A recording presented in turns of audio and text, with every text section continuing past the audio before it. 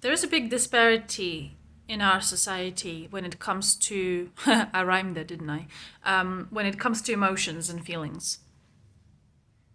There is a side of people who say, feelings are the most important thing, and, we need to be guided by our feelings and go with our feelings, and that's the go with the flow kind of culture.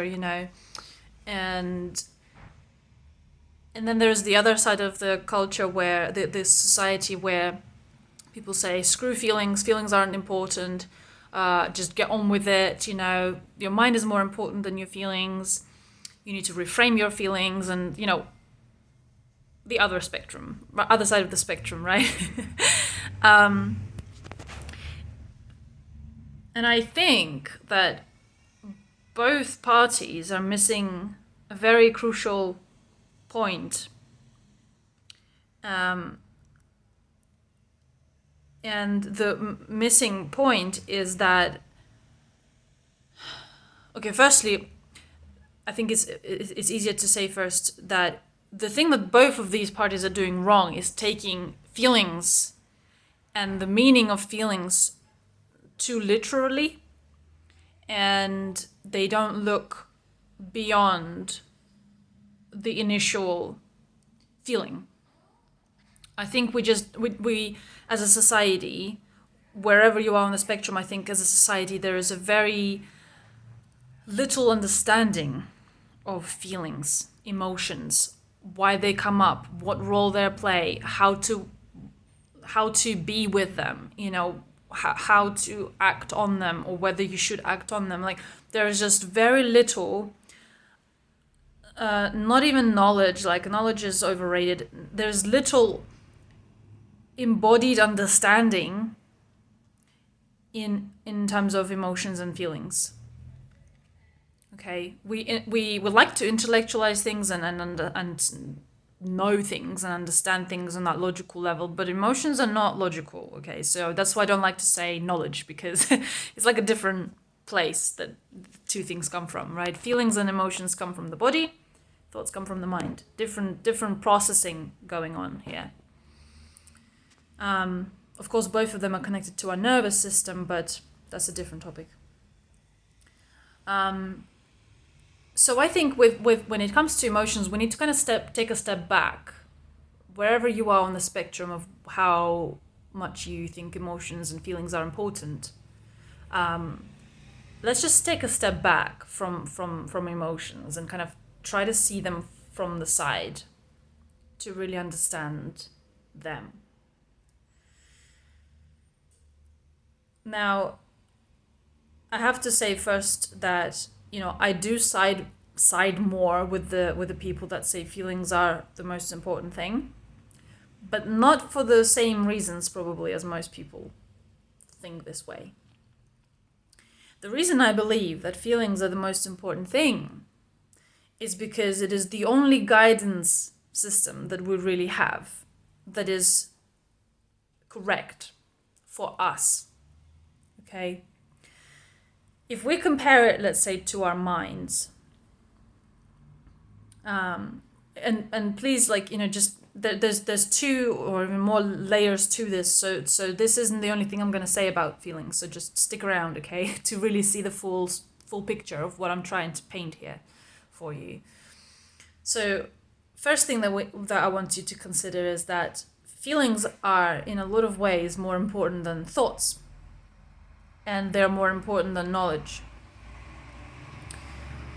And I'll tell you about the traps that people fall in with that. But the reason they're more important for each individual person is because a lot of the time, the thing that we think and the knowledge that we have has actually no relevance to us and our life. It has relevance to the society and to the world that we live in, but it doesn't necessarily fit us. And that is because we are not the same. Every human is an individual, unique being. And so to really make choices that work for us and to take action that is aligned with us and is right for us and is best and most healthy for us.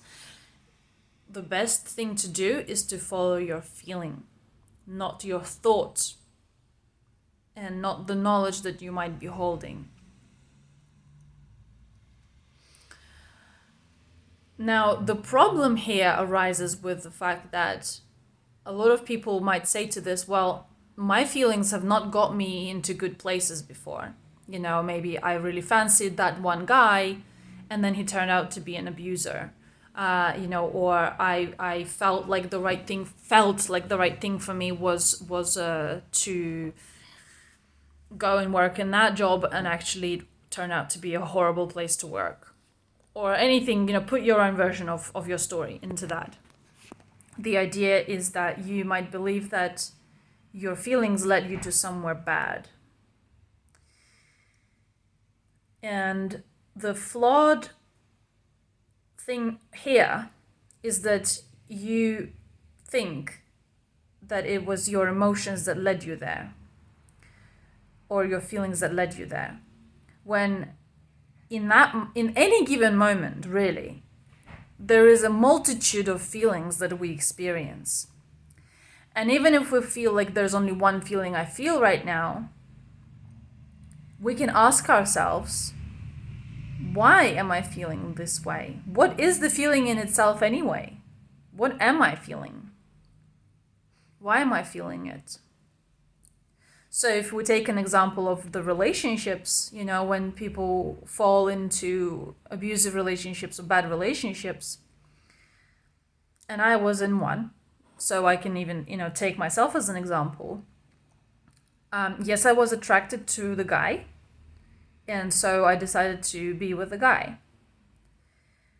But apart from attraction towards this guy, I also had feeling of discomfort.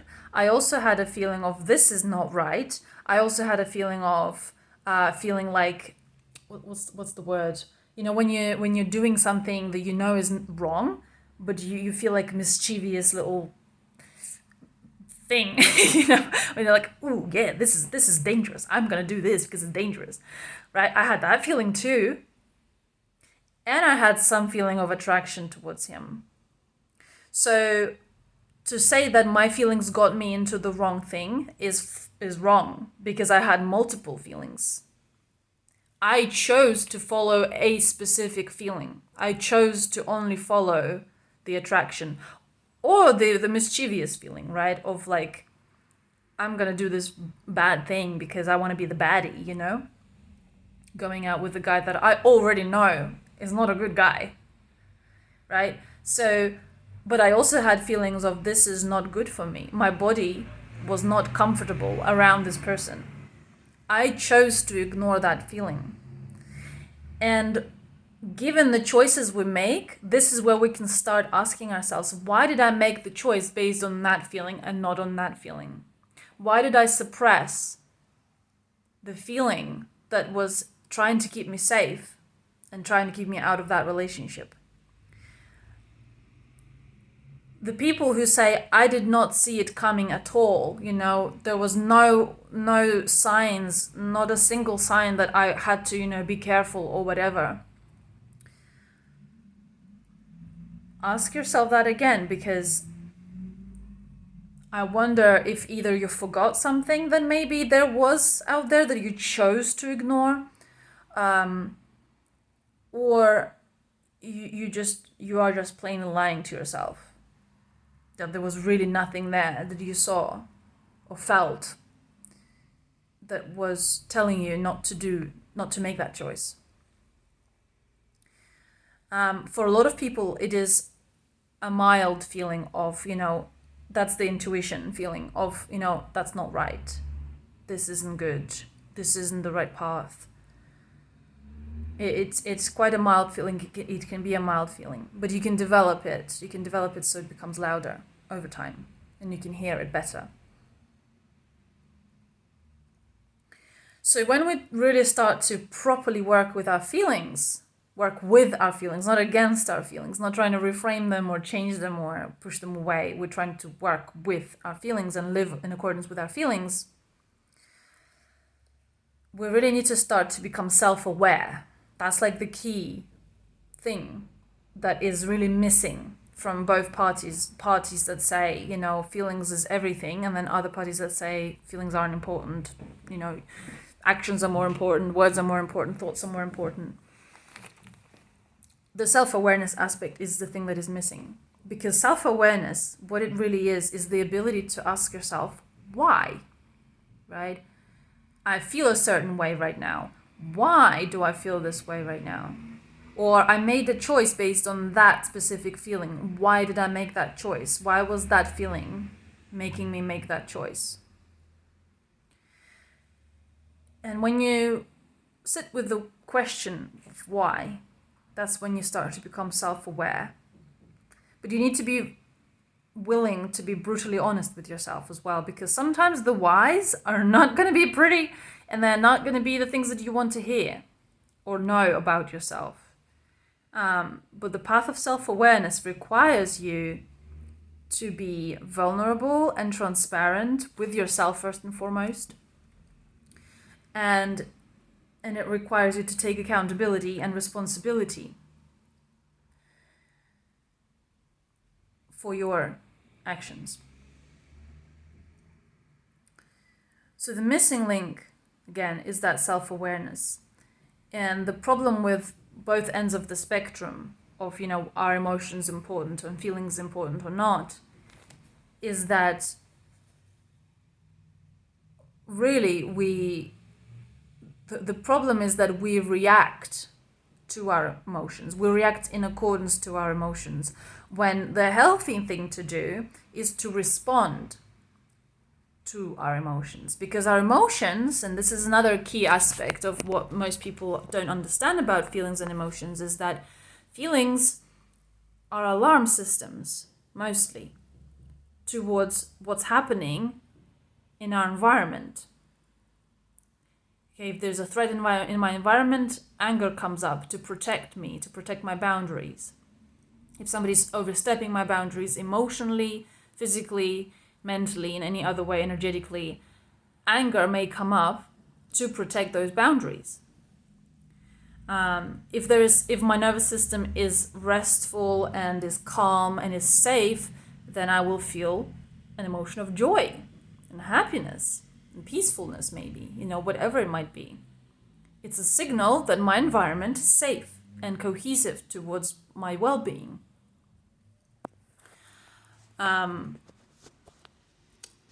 Feeling of fear, emotion of fear, is again another response of the nervous system, of the body, to some kind of threat in the environment. Something feels unsafe. The fear comes up when anger feels unsafe to come up.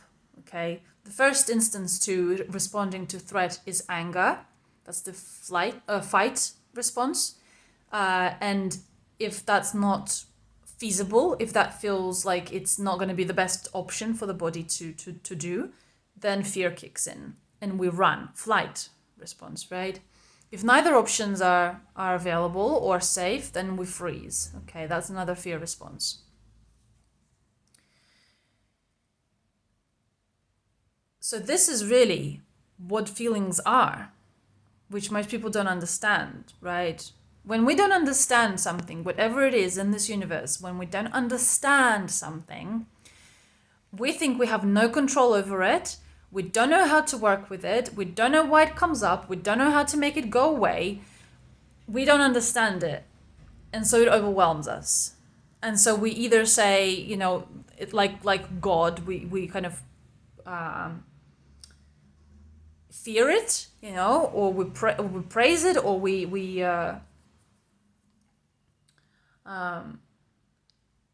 make it something bigger than ourselves. And it puts us in a state of powerlessness. So it's really, really important to really educate yourself in what is happening in your experience.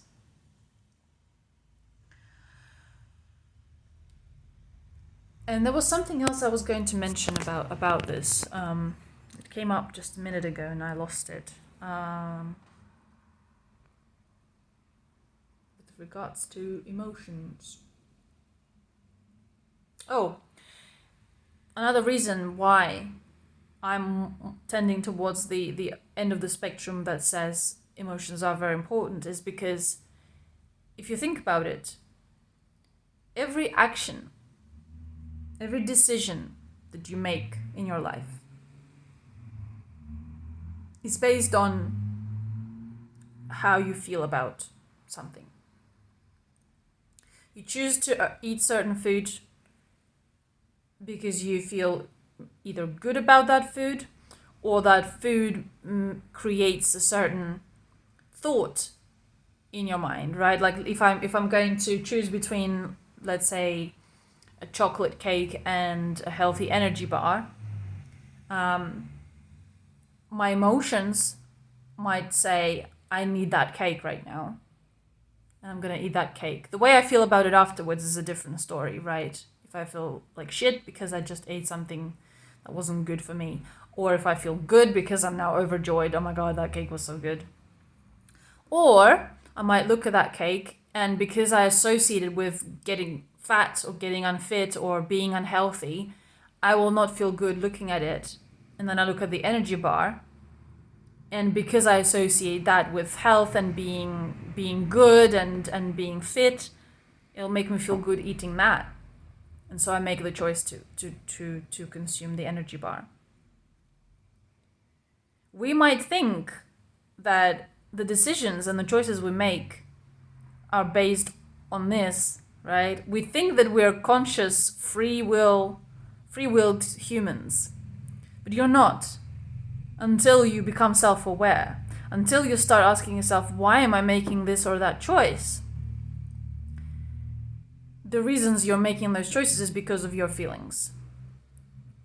The second you gain free will is the second you understand why you're making a specific choice, and then you're consciously choosing to make that choice rather than responding and reacting to your emotions without any awareness of you doing that. Because in that state, that's when we act out of emotional reaction rather than a conscious choice. But free will is a whole other thing that we're not going to get into, right? Depending on how you look at it, some people think we don't have free will, others think we do. My stance is you don't have free will until you become self-aware. And when you become self-aware and you're able to make conscious choices, you choose to do this or that, and you understand why, that is you becoming a free-willed human. But either way, it will be guided by your feeling, by what makes you feel good, or by what makes you feel the way that you want yourself to feel. This might be a bit too heavy for most people.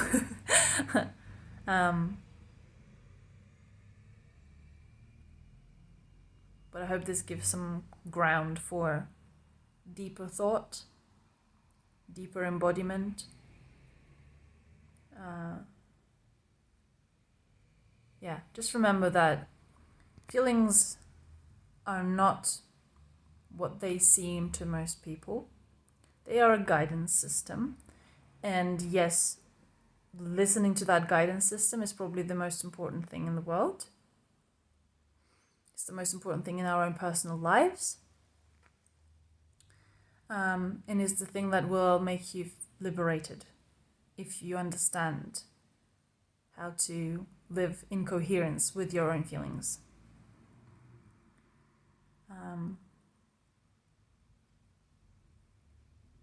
And yeah, I think that I'll probably end it here.